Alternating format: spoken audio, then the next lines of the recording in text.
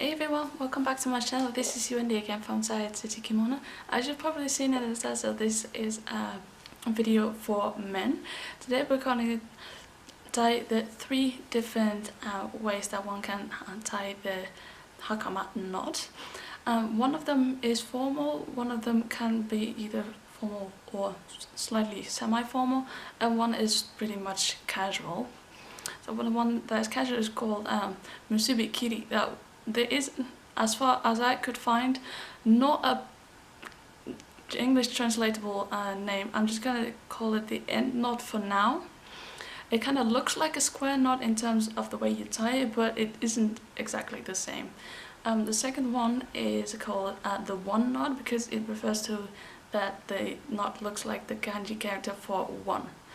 And the last one is probably the most known, at least as far as I'm aware, is the 10 knot. And it's the same as the one knot. It refers to the kanji character of 10, and that one is the one for the most formal occasion, I'd say. So yeah, like usually, just a little bit of a disclaimer. Yes, I'm female, but for the sake of this video, I'm just as a man. I'm doing men stuff. So yeah, other than that, let's grab your Hakama and let's go. Oh, before that, I have skipped one part, and that is the first time because there are two sets of himo, the cords. I've already tied the first one, just for the sake of this video, that I can get to the part that actually matters. So if you haven't already, just tie the first set of cords and you can do the second one with me. So yeah, other than that, let's go. Okay, so as you can see, I just have the first part tied up already because that part is basically the same throughout tying the Hakama. So then you want to grab the shorter ones and cross them in front, always left over right, and the left one goes, it crosses and then goes under the ones you just tied before. And you pull it straight up. What you want to do is grab the one that's hanging down and pull it over. The upper one goes over and then in between. Okay, it almost goes through the loop. And then tighten. I don't know if you can see it. What I do here is I go under,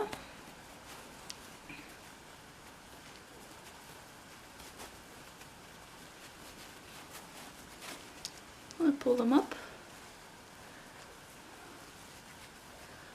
pull over again, and then just tucking it under. And I do that on both sides.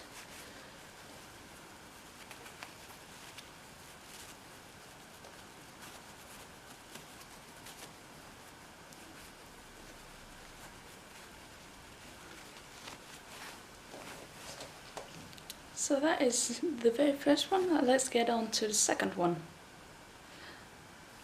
So once again, we grab both of the shorter ones, though this step requires the shorter side of the himo to be crossed underneath the part that we tied previously. That I tied previously. So first you want to cross the one on your right and then cross the left one on top of that.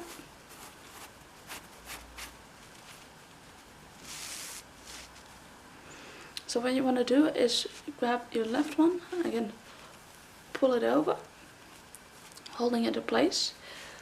The one that was previously on your left goes up, over and under.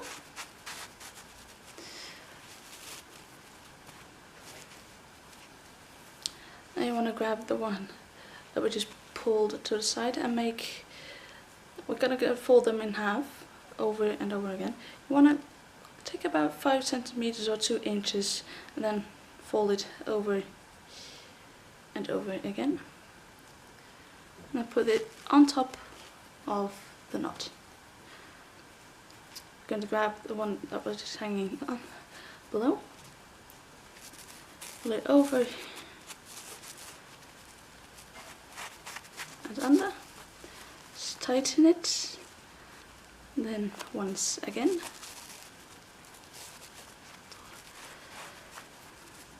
Now as you see, you have slightly remaining. Now I just have a little bit, you may have a lot.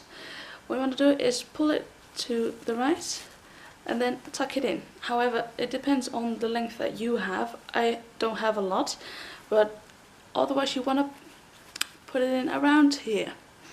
I can't, obviously, so I'm just going to do it here for now.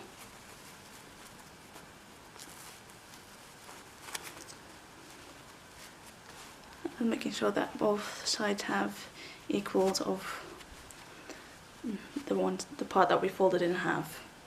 So there you go. This is the 1 knot, so to speak. Now let's get on to the 10 knot.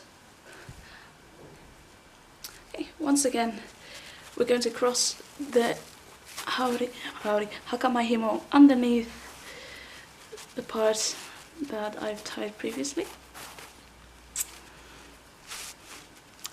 Tighten it a little bit, and like with the 1 knot,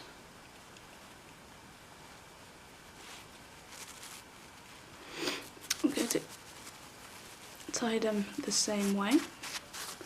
Now this one is quite like the 1 knot, except for the very last part.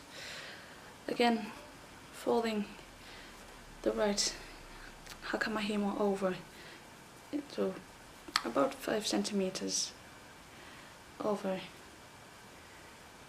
and over again,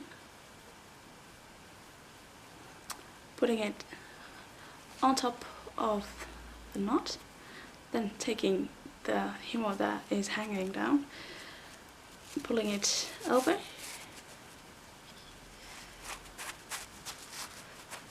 tighten, and then what you want to do is kind of making a loop. Well, you can see it from the side, and you pull that one up. The best way is just to go right underneath.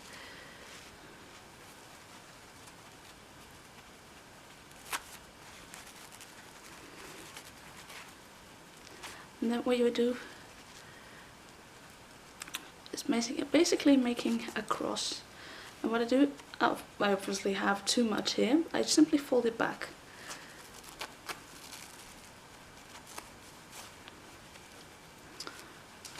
What you can do is folding it up carefully and see if the proportions are right.